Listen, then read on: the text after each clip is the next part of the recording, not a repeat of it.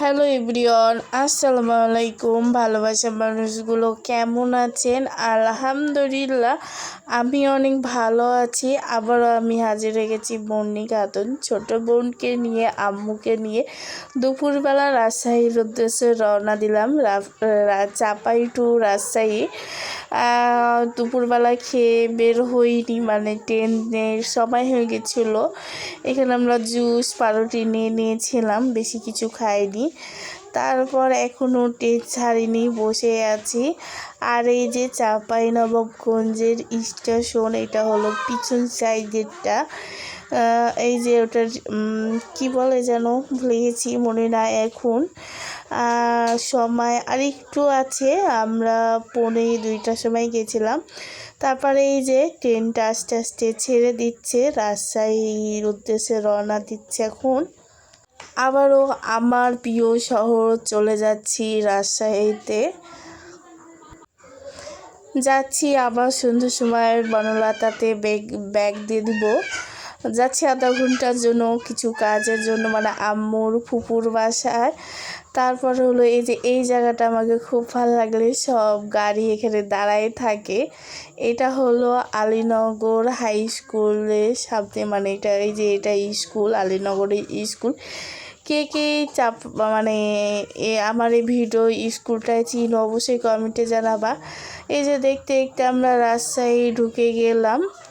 তারপর এখানে দেখছি রাজশাহী কিছু একটা জিনিস পাল্টেছে, কমেন্টে জানান তো কী জিনিসটা রাজশাহীর পাল্টেছে। তারপরে যে স্টেশন চলে এলাম, দেখতে দেখতে ভিডিওটা খুব শর্টেই করেছি। কে কে চাপাইয়ের মানুষ রাজশাহী পছন্দ করেন অবশ্যই কমেন্টে জানাতে ভুলবেন না। আর রাজশাহীর অনেক কিছুই স্টেশনে পাল্টে গেছে, আপনার খুব কম মানুষ থাকছে। তারপর হলো টিকিট আপনার ভালোভাবে চালু করেছে। এই যে এখানে সবাই ঢাকা যাত্রী দাঁড়িয়ে আছে, তারা রাজশাহী থেকে ঢাকা যাবে।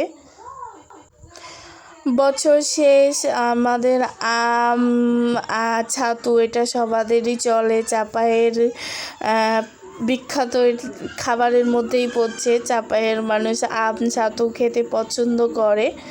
এই যে এটা হলো ঢাকার বনলতা দাঁড়িয়ে আছে, এই যে স্টেশন চলে এলাম আমরা। এখান থেকে এখন নিব, দিয়ে উদ্দেশ্যে দিব রওনা। আর এই যে রাজশাহী স্টেশনের অনেক সুন্দর।